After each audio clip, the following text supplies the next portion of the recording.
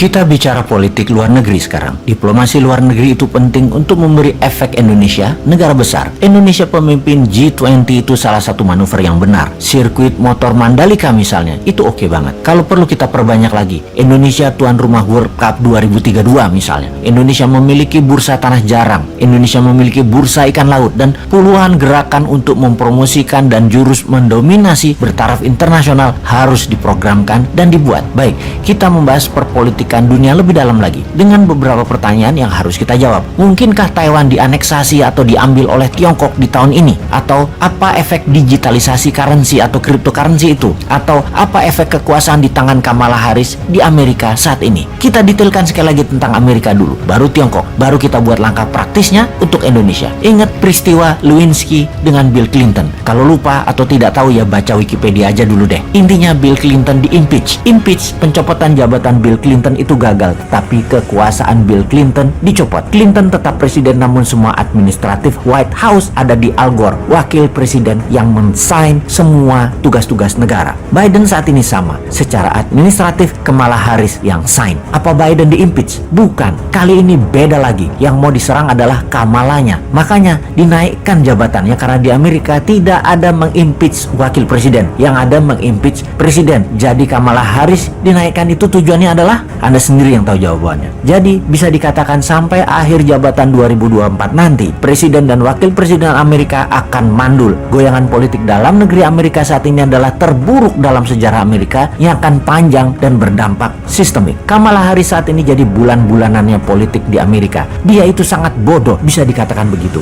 untuk layak jadi wakil presiden Amerika. Sangat bodoh, makanya harus dibuang atau dikucilkan kekuatannya. Itu pendapat banyak politikus di Amerika. Amerika lagi mau membuang Kamala Harris. Bayangkan, dia dijulukin Kekling Harris karena kalau terpojok dia cekikikan ketawa-ketawa nggak jelas gitu. Ampun dah, hal ini harusnya jadi peluang Indonesia nyalip di tikungan. Amerika lagi fokus ke dalam negeri. Di sisi lain, di Tiongkok, video-video sebelum ini Bosman menginfokan ada krisis di dalam negeri di Tiongkok. Masalah harga pangan naik, krisis energi di Tiongkok, kekurangan supply, bencana banjir di mana-mana, masalah keuangan sistemik Evergrande yang 7.000 triliun, dan manuver lawan politik Xi Jinping mulai bereaksi. Xi Jinping ini jangan-jangan sudah lemdak saat ini. Lemdak atau bebek lumpuh adalah istilah politik di mana istilah ini muncul bagi seorang pemimpin yang lama. Bisa kepala negara yang sudah di masa akhir jabatannya, di mana calon penggantinya sudah ada, tinggal dilantik. Keputusan dan posisinya sudah kosong. Tidak ada lagi yang nurut dengan dirinya, termasuk staf khususnya. Hanya secara kemanusiaan saja, bukan secara jabatan dia dituruti. Kamala Harris ini sudah lemdak. Walau masih di Gedung Putih, dia sedang menunggu di-impeach. Xi Jinping jangan-jangan juga begitu. Kita sudah menginfokan bahwa Xi Jinping mengganti semua petinggi angkatan darat dan menangkap beberapa petinggi angkatan darat tersebut. Dunia intelijen dunia menduga akan ada kudeta oleh militer di Tiongkok, namun berhasil digagalkan. Lalu konglomerat KW2